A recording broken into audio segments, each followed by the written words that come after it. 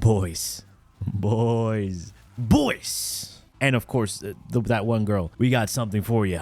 A new way to do damage has arrived in the form of an Archgun buff. And with this buff to Archguns, melee also got a buff. How does Archguns getting a buff translate to melee? You'll find out. What's good, folks? It's Nightmare Frame here with a video I never thought I would make, an Archgun video. But I'm not doing Profit Taker. Huh, weird. For those who don't know, Archguns got a simple yet significant buff. Now they can slot in gun arcanes, not just one type, but both primary and secondary arcane slots, making them the first and only weapons to be able to do this. Now for those wondering, is this giga power creep? Well, not really. The reason being Archgun mods are not good, and you can't always have Archguns up unless you're using certain Warframes or Helminths. And for those thinking, get a load of this guy. What does he mean I can only use it in certain ways? I can just have infinite ammo with Cyte 09.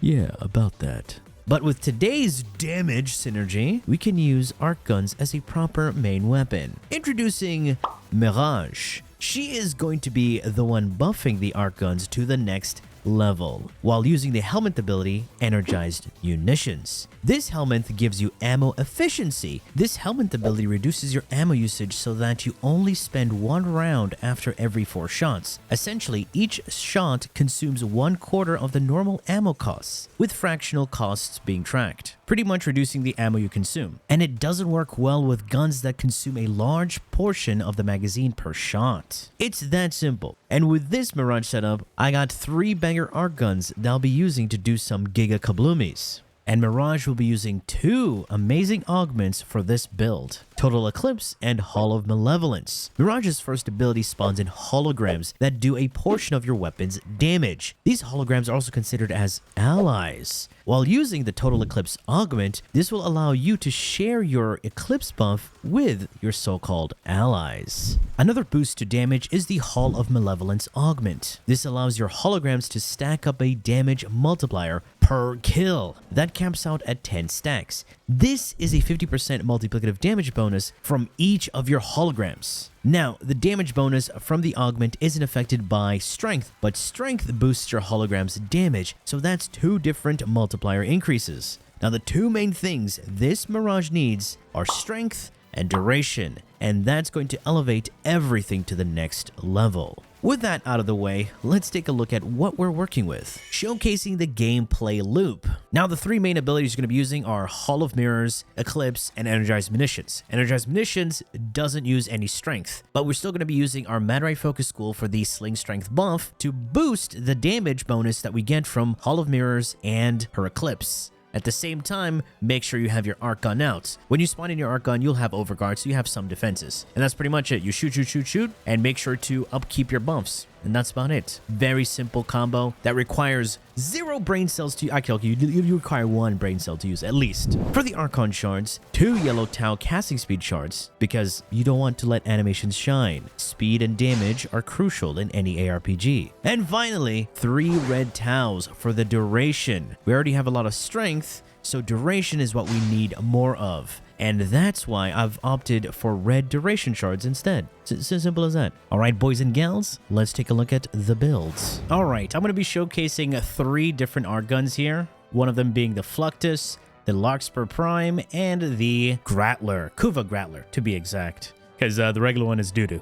You don't touch that one. Now, you can use any other Archgun you want, but these ones just hit the right spot, and they're completely different from each other. This one shoots out a wave that has infinite punch through. LARKSPUR is a beam weapon, and the GRATTLER is a bunch of kabloomies. And another good thing about the Kuva GRATTLER is it's a Kuva weapon, so you can have a bonus elemental modifier, which is really good. Now, I did state in the beginning that Archguns are also going to be a buff to your melee weapons. How is that so? Let's have a look at our melee weapon. On the bottom right, we have a 2.5 second combo duration. Now, as soon as I showed you this, some of you already put 2 and 2 together and you know where we're going with this. Now, with 2 dexterity arcanes coming from my primary and secondary, all right, we got our combo duration up to 17.5 seconds. We can take that even further thanks to our arc guns, because guess what? They can run both primary and secondary arcanes. So now with both primary and secondary arcanes on our primary and secondary and arc gun, we have a total of 32 seconds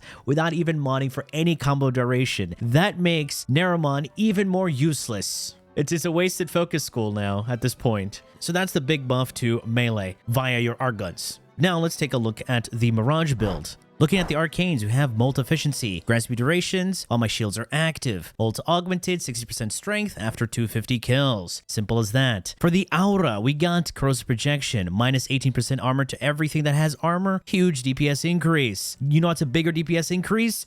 This one, because spending less time on your bunt is a huge DPS increase. Now, to add more strength to this build, because strength is very important, we're going to be going with Blind Rage for the 99% increase in strength. We don't care about efficiency because it's a duration-based build. We're not going to be spamming our abilities. And to add on to that strength, we got Transient Fortitude with that 55 minus 27% duration. Don't worry about that. We're going to have a lot of duration. And with some additional strength, I'll be going with Umbral Intensify here for the 45%. And then finishing it off with Augur Secrets. Now we have a total of 322% modded strength, plus 60% conditional strength. But you know what? We have an additional form of conditional strength thanks to our focus school, Maturite, with that 40% increase every time we do 2 Void Slings. And I'll only be using that when I need to refresh my Eclipse and Hall of Mirrors. Without any duration mods, as you can see, we have 117 thanks to those 3 duration Archon Shards. So to add on to that duration, I'll be going with Narrow-Minded and Primed Continuity. With 272% duration, we have 67, unfortunately not 69, seconds on both Eclipse and Hall of Mirrors. And we have 13.5 seconds on Energized Munitions. It's 13 seconds. Don't worry about the decimal. And the last 2 mod slots are here for our augments. We got Total Eclipse, so that will buff our allies with Eclipse, and Hall of Malevolence. This augment buffs our Hall of Mirrors when we get kills. And now onto the 3 arc guns, starting off with the FLUCTUS. FLUCTUS has infinite punch through. This is insane. The unfortunate part right now is that we have to deal with a stupid, very, very stupid recoil changes. Using these weapons with a new recoil reticle is just really annoying. And for those saying enable screen shake, shut up. No, bad. They just need to fix it. Simple as that. They add these dumb changes that nobody asked for. For the primary arcane, I got Primary Frostbite. This grants me crit damage and multi-shot when we proc the cold status effect with our weapon. Stacks up to 40 times. And then secondary Innervate. Increase our crit chance, baby. And now, Rubido Line Barrel for the base damage increase. Dual rounds, multi-shot. This gives us fire rate, crit chance, crit damage. And we have corrosive and cold. So, Sling Strength active. Activate our 1, our 3. Yeah. This is the FLUCTUS against those Xmas units. Now with our 40 stacks active, even more crit damage. And we barely consumed ammo thanks to Energized Munitions. Alright, for the second arc gun, I'll be using the LARKSPUR Prime. Just a warning, a build I'm about to show you for LARKSPUR is a bugged build. If you can spot the bug, yeah. I'm running 2 secondary arcanes here. Guys, don't tell DE. Just to show you, you're not able to do this normally. But I ended up clicking something a bit too fast, and now I'm able to use both secondary arcanes. Anyway, for this particular setup, I am running both a base damage modifier and a crit chance increase, and these are both secondary arcanes. Now, if you were to do this legit, recommend to swap out Flare for Merciless here. That's going to be your best option, because we definitely need Innervate here for the low crit chance this weapon has. It's a beam weapon. It's going to ramp up pretty fast, and you're going to be shredding everything. So let me go show you how that looks. How this thing destroys enemies. Again, Xmas units. Yeah, that is quite satisfying. Look at all those enemies just dead, dead, dead. Simple and clean kabloomies. Yep.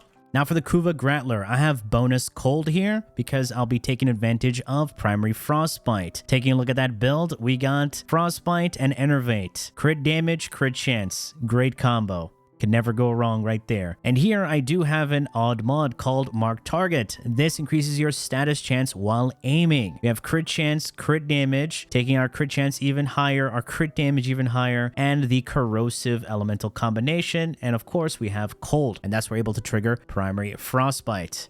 While you're aiming down sights, you have Mark Target active. That is giga damage.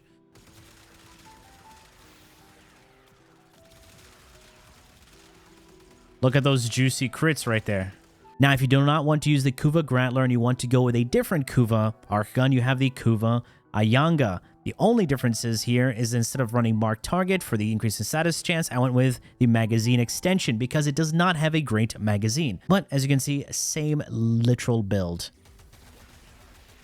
But of course, it has bigger explosions. And we're still able to trigger our primary frostbite. Unfortunately, not as fast because we're missing the increase in status chance. But once you've killed enough, you'll be able to stack it fairly easily.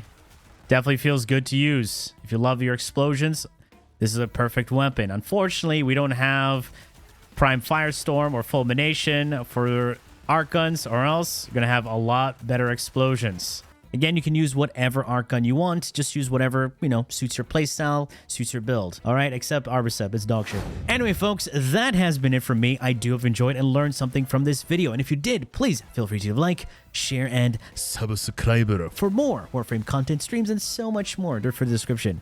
Thanks for watching. And as always, a peace. Bye-bye now.